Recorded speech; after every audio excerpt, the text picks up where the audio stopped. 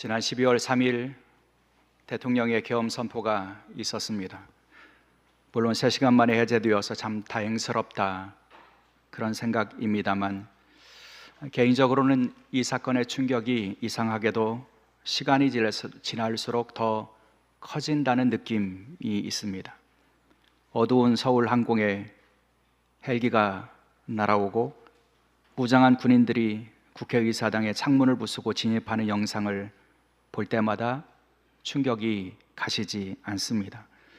항의하는 시민들과 정치인에게 총구를 켜놓은 어린 군인의 눈빛을 보면서 80년의 광주의 발포도 그렇게 시작되었겠구나 하는 생각이 들어서 충격입니다. 더구나 이 계엄과 관련된 여러 사람의 증언을 통해서 계엄의 의도, 실체가 드러나는데 그것이 들을 때마다 충격입니다.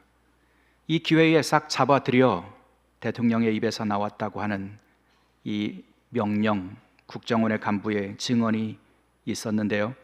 자신을 반대하는 정치인, 언론인 가리지 않고 군인을 동원해서 잡아들이겠다는 이 말은 마치 우리가 1970년대나 80년대에 독재자들의 통치 아래에 있는 것 같은 그런 착각을 떠올리게 합니다. 권력을 가진 사람이 폭력적인 사고에 빠지면 얼마나 엄청난 파괴가 이루어지는지를 그 시절에 학교를 다니면서 그 실체를 보았기 때문에 저는 그 말에 너무 큰 충격을 받았습니다. 힘을 앞세운 자들, 총칼을 앞세운 자들의 권력에 의해서 구타당해야 했고 그들을 피하여 쫓기고 도망해야 했던 시절의 트라우마가 떠오르고 또 떠오릅니다. 그래서 며칠이 지났는데도 마음이 잘 진정이 되지 않습니다. 아마 이것은 저만의 마음과 생각은 아닐 것입니다. 특별히 계엄군을 경험하셨고 계엄군의 탱크와 시민을 향한 발포를 경험했던 우리 교우들에게는 이 계엄이라고 하는 단어가 주는 충격이 아직도 여전할 것이라고 생각합니다. 그래서 간절하게 기도하게 되는 주일 아침입니다. 주님, 이 땅에 주의 공의와 정의를 이루어 주옵소서. 더불어 하나님의 평화가 이 나라에 임하게 하여 주옵소서. 이 기도의 끈을 함께 붙잡고 나가는 믿음의 백성들이 될 수 있기를 주의 이름으로 축원합니다. 저는 이 사건을 경험하면서 새삼스럽게 우리가 깨달아야 될 신앙의 교훈을 하나를 발견했습니다. 그것은 우리가 깨어 있어야 한다는 것이죠. 그래서 오늘은 깨어 있어야 할 때입니다 라고 하는 말씀을 제목으로 함께 여러분과 은혜를 나누고 싶습니다. 지난 12월 3일 저녁 저는 평소보다 조금 더 피곤한 상태였습니다. 일정들이 많이 있었기 때문입니다. 서둘러 수요일 새벽 기도에 전할 말씀을 준비를 하고 이른 시간에 잠자리에 들었습니다. 잠들기 직전 서울에 사는 아이들의 카톡을 확인을 했는데 아이들이 계엄 소식을 전해 주었습니다. 그때부터 일어나서 상황을 파악을 하고 언론의 뉴스들을 검색해 보고 나서 그래도 믿어지지가 않았습니다. 거짓 뉴스였으면 참 좋겠다 그런 바람을 가져보았지만 진짜였습니다. 다행히 국회가 계엄 해제를 빠르게 결정했다는 소식을 듣고 잠을 자고 수요일 새벽 기도회를 인도했습니다.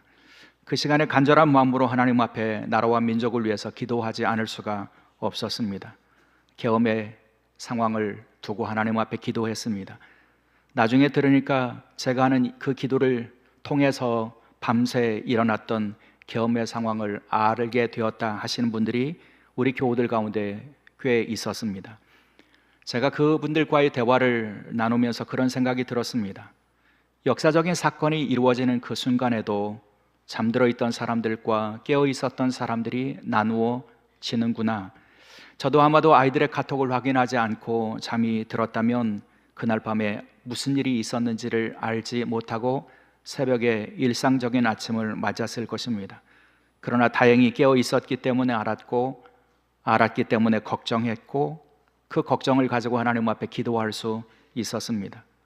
더구나 깨어있는 사람들이 있었는데 그 밤 계엄의 소식을 듣고 국회로 달려간 시민들이 있었습니다.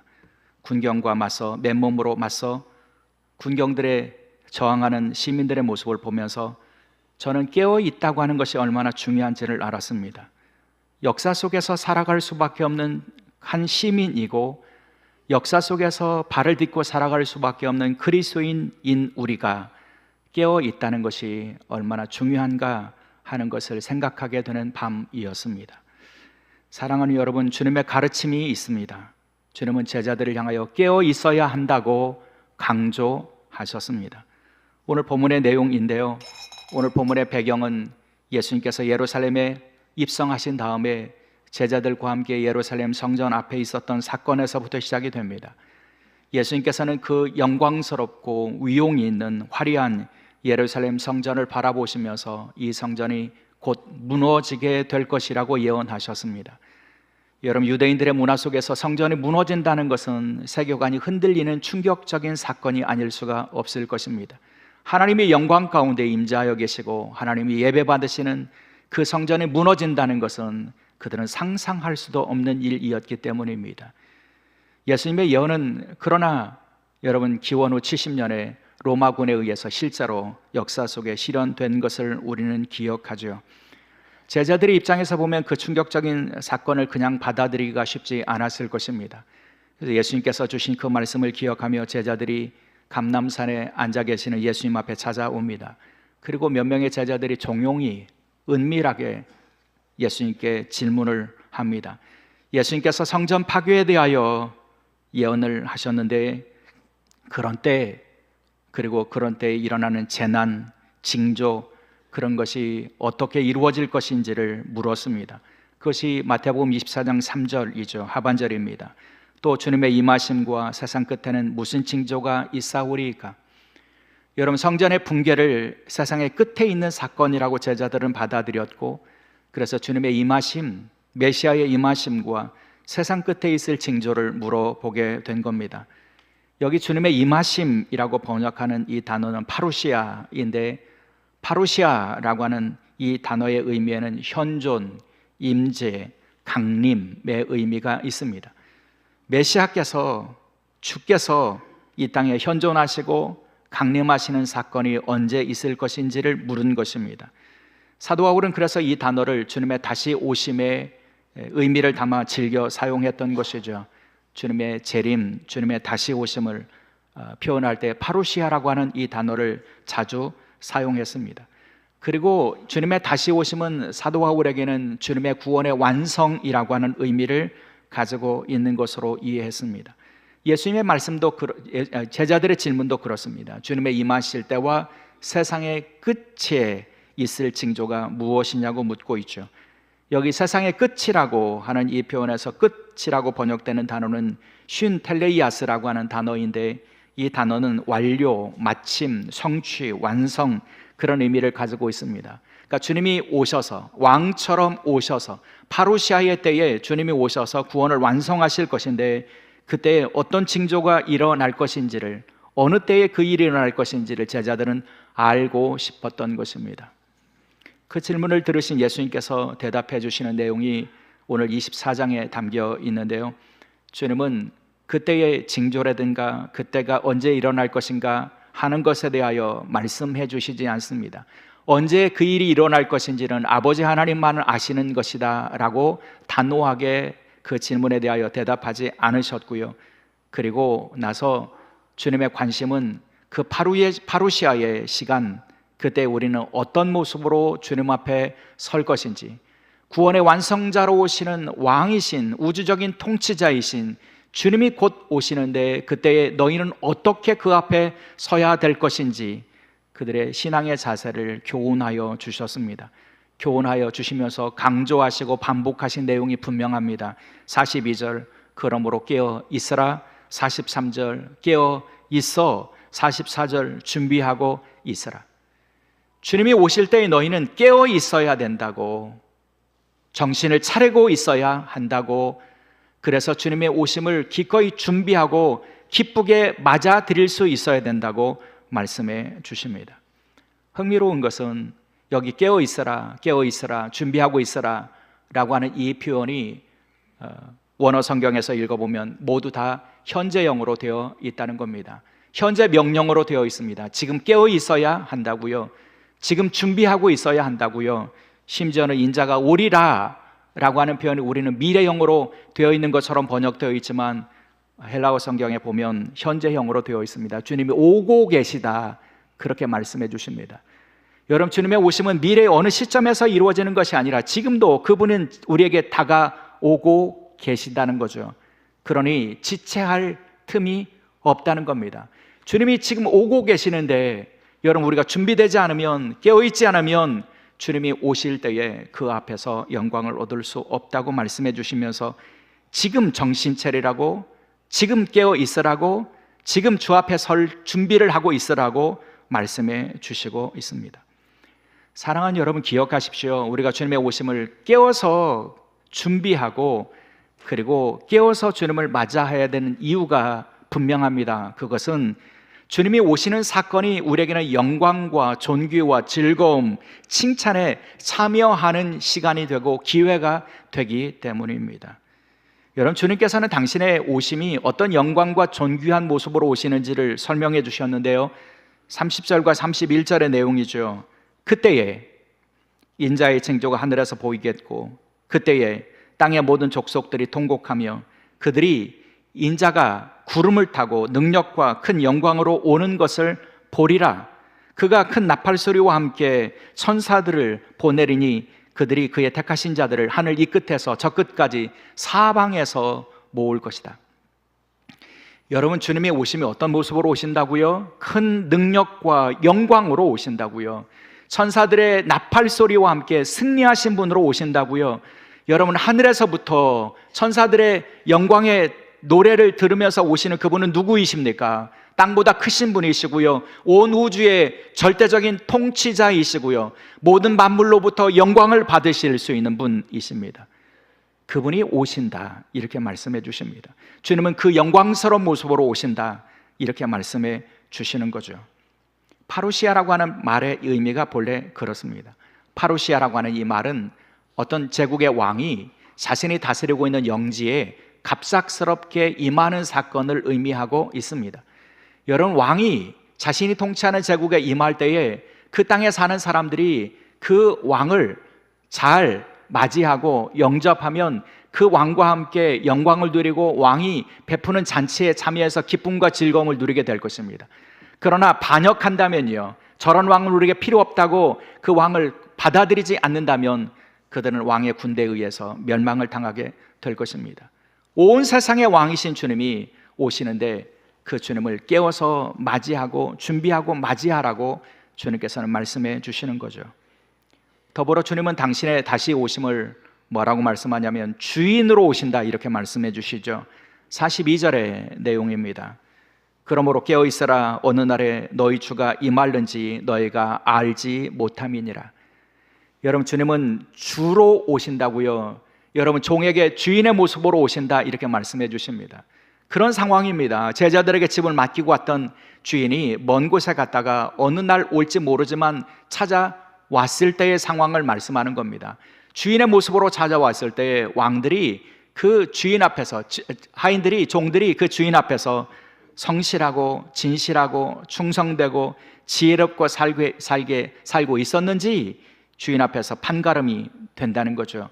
그래서 충성스럽고 지혜롭게 주인에 맡겨진 일들을 감당하는 사람들에게는 주인의 오심이 영광을 얻는 시간이고 칭찬을 얻는 시간이며 주인이 배설하는 잔치에서 주인과 함께 즐겁고 기쁜 잔치를 경험하는 시간이 될 것이라고 말씀해 주십니다.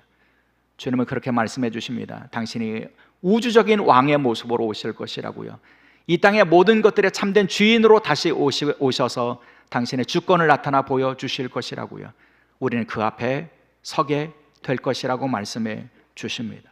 그래서 우리는 주님의 오심을 기다려야 한다는 것이죠. 현대의 많은 그리스도인들에게 안타까워 보이는 그런 현상이 있는데 그것은 우리의 믿음의 고백에서 주님의 다시 오심에 대한 고백이 흔들리고 그리고 작아진다는 것입니다. 주님 다시 오십니다 라고 하는 말을 즐거워하거나 아멘하는 사람들이 적어집니다. 왜냐하면 지금 현실의 삶을, 그저 안락하고 편리한 이 삶을 계속하고 싶은 그런 마음이 있기 때문이죠. 그래서 주님이 다시 오신다면 어떤 두려움이나 염려나 그런 것들이 우리 안에 있는 것을 발견하게 됩니다. 왜 그럴까? 저는 다시 오시는 주님을 우리가 오해하기 때문이 아닐까 이런 생각이 듭니다. 여러분, 주님이 다시 오신다는 이 선언에는 무엇이 담겨 있느냐면 우리를 향한 포기할 수 없는 영원한 주님의 사랑이 담겨져 있다는 것을 기억해야 합니다. 여러분, 임마누엘 사건, 주님이 성육신 하셔서 인간의 몸을 입고 이 땅에 오셔서 하나님이 우리와 함께 하시는 사건에는 무엇이 담겨 있느냐면 내가 너희 곁에서 너희와 함께 하겠다고 하시는 그분의 사랑이 담겨 있는 것 아닙니까?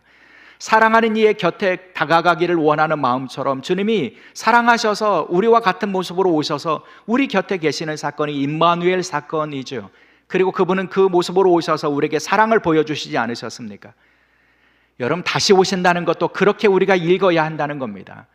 사랑하는 당신의 백성들에게 영원히 떨어지실 수 없어서 영원한 사랑을 품고 다시 오셔서 그 사랑 앞에 당신의 백성들을 모으시고 구원 얻은 백성들에게 영광과 존귀와 칭찬의 자리에 참여하실 수 있도록 하신다고요.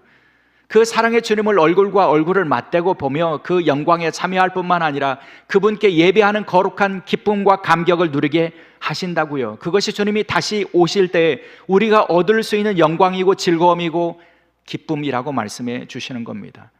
그런 의미에서 우리에게는 주님의 다시 오심에 대한 기다림과 간절한 기대가 있어야 한다는 겁니다.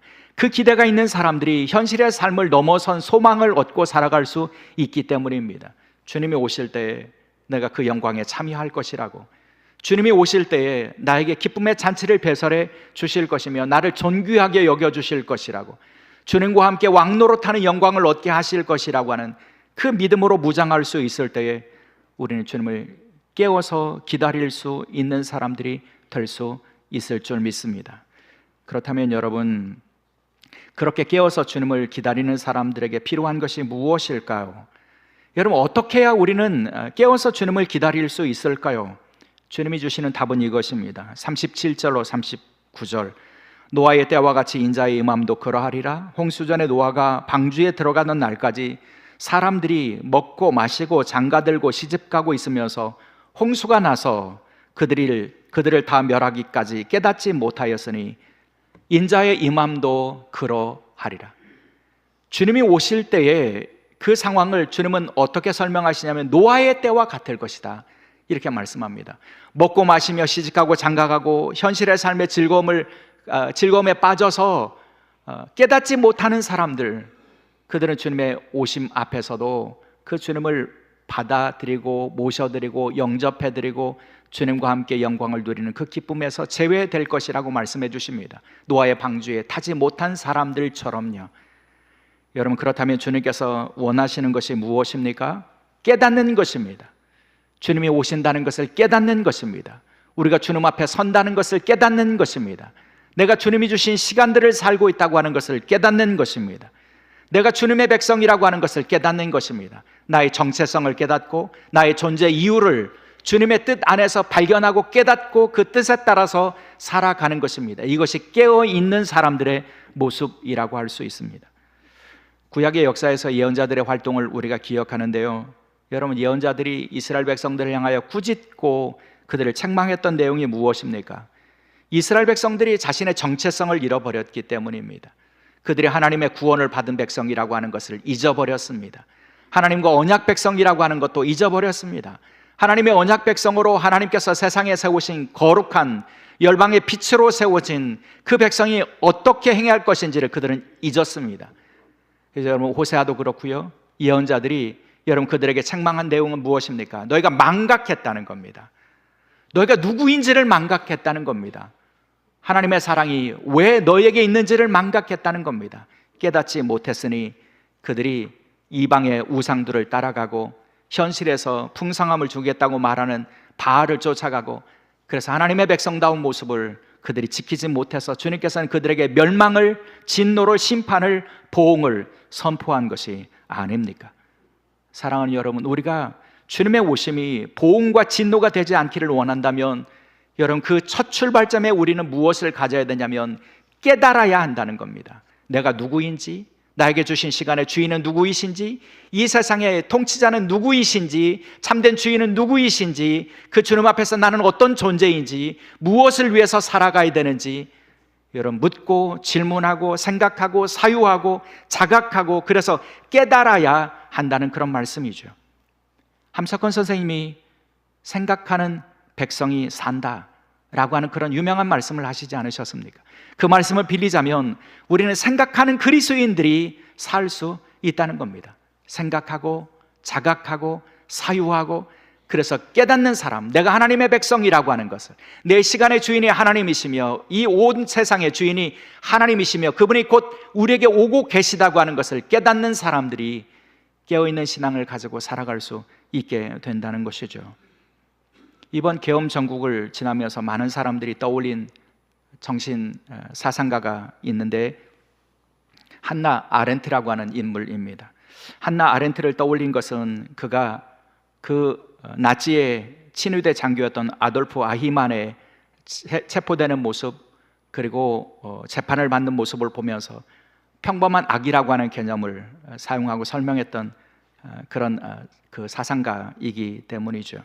이분은 악의 평범함을 통해서 그 악을 그 자각함으로 생각하지 못하는, 그래서 생각 없는 행동을 하는 것이 얼마나 위험한지를 경고한 분이신데요. 그래서 계엄 전국에서 많은 사람들이 사유의 중요성을 역설적으로 생각하면서 그분을 떠올렸던 것입니다. 이분의 사용한 개념 중에 난간 없이 사유하기라고 하는 그런 유명한 개념 있잖아요. 난간이라고 하는 안전장치 없이 그렇게 올라가고 내려가는 사람들처럼 우리의 사유는 기존에 내가 붙들고 있었던 철학, 가치관, 생각, 이것을 해체하는 과정이 반드시 필요하다는 겁니다. 그래서 그 해체를 통해서 그 사유하고 사유를 통해서 새로운 생각을 품고 살아가는 것이 우리가 현실의 문화나 현실의 악에서 떠날 수 있는 길이다. 그분은 그런 말씀을 하셨습니다. 물론 그렇게 사유하는 것은 위험한 일이기도 하죠. 그러나 이분이 이런 얘기를 했습니다. 사유보다 더 무서운 것은 무사유이다. 생각 없는 것, 생각 없이 살아가는 것, 그러다 보면 우리는 세상의 문화에 휩쓸리고 악에 휩쓸리고 그렇게 살아갈 수밖에 없다는 거죠. 사유를 멈추는 순간 우리는 악의 편에 선지도 모르고 그 악에 복무하고 살게 되어 있다는 겁니다. 여러분, 아이만이 그렇지 않았습니까? 여러분, 아이만이 재판 가운데서 강변한 것이 무엇입니까? 나는 죄가 없다는 겁니다. 왜 죄가 없다고요? 수백만을 죽이는 일에 가장 앞장선 인물이 자신의 죄가 없다고 강변한 이유는 나는 명령에 따랐기 때문이다, 이렇게 말합니다. 나는 명령에 따를 수밖에 없는 인물이다, 그런 위치에 있었다, 그래서 나는 죄가 없다, 이렇게 말한 것이죠. 여러분, 사유하지 않는 사람들의 그 악이 얼마나 위험한 것인지를 그 아이만을 통해서 우리는 발견하게 됩니다. 이번에 국회의 청문회를 보면서 그런 생각이 들었습니다. 자신은 대통령의 명령에 따른 것뿐이라고 강변하는 군인들과 관료들 싹 잡아들이고 처단하라고 하는 계엄의 포고문 내용, 그 내용이 무시무시한 내용이 담겨 있는데도 자신은 그저 명령에 따랐을 뿐이고 위헌적인 계엄인 줄 몰랐고 그래서 그 명령에 복무했을 뿐이니 나는 잘못이 없다고 강변하는 사람들의 모습을 보면서 저는 다시 아이만의 모습을 떠올릴 수밖에 없었습니다. 생각 없이 산다는 것이 얼마나 위험한 일인가. 생각을 멈춰버린 인간의 악을 볼 수가 있었습니다. 그런데 여러분, 사랑하는 여러분, 우리 신앙인들도 마찬가지입니다. 신앙인들도 자각이 멈춰버리고 사유가 멈춰버리고 생각이 멈춰버리면 우리는 내가 어디에 서 있으며 내가 누구이며 내가 무엇을 위해서 살아가야 되는지를 놓쳐버리게 됩니다. 그리고 그렇게 생각이 멈춘 순간 우리에게는 현실적인 가치들, 현실의 문화, 즐거움, 쾌락, 먹고 마시는 것, 이것이 최고의 가치가 되어버려서 주님이 오신다는 것을 자각하지 못하고 살 수밖에 없다는 것이죠. 그 길에서 떠나기를 원한다면 우리는 자각해야 합니다. 생각해야 합니다. 사유해야 합니다. 깨달아야 합니다. 내 삶의 주가 누구이신지를 깨달아야 합니다. 나에게 주어진 시간이 어떤 시간인지를 깨달아야 합니다. 지금 이곳에서의 나의 판단은 어떻게 해야 되며 나는 어떤 행동을 하고 어떤 말을 하고 어떤 결정을 해야 되는지를 자각하고 깨닫고 살아갈 수 있어야 합니다. 그래서 지금 주어진 이 시간을 하나님의 일꾼으로 나에게 주어진 곳에서, 나를 보내신 곳에서 주님의 뜻을 이루는 주님의 일꾼으로 지혜롭고 충성된 삶을 살아갈 수 있어야 합니다. 그런 사람들에게 주님께서는 그에게 복이 있다, 이렇게 말씀해 주십니다. 그 복은 무슨 복입니까? 주인이신, 왕이신 주님과 함께 영광을 누리고 왕의 기쁨과 즐거움에 참여하는 기쁨과 복을 누리게 하신다고 말씀해 주십니다. 대림절 둘째 주일을 보내면서 우리는 기다림의 절기를 보냅니다. 여러분, 기다림의 절기에 우리는 깨어있는 신앙으로 무장할 수 있는 그런 기회가 될 수 있기를 원합니다. 주님은 오고 계십니다. 우리가 주님 앞에 서든, 주님이 오셔서 우리가 주님 앞에 서든, 우리는 주님 앞에 서는 시간이, 우리가 주님 앞에 서는 시간은 지금도 오고 있다는 자각을 우리는 해야 합니다. 그래서 오늘 나에게 주어진 시간에 주인이 주가 되셔야 합니다. 주님의 뜻을 이루는 기회가 되어야 합니다. 주님의 뜻 앞에서 충성되고 지혜로운 사람으로 살 수 있어야 합니다. 그런 사람들이 깨어있는 사람이고 그런 사람들이 영광을 얻게 될 것입니다. 더불어 주님 앞에서뿐만 아니라 이 땅의 역사 앞에서도 깨어있는 신앙으로 살아야 합니다. 이 땅의 역사 앞에서 우리는 어떤 것을 선택하고 어떻게 살아야 될지 깨어있는 믿음의 사람으로 살아갈 수 있기를 주의 이름으로 축원합니다. 기도하시겠습니다.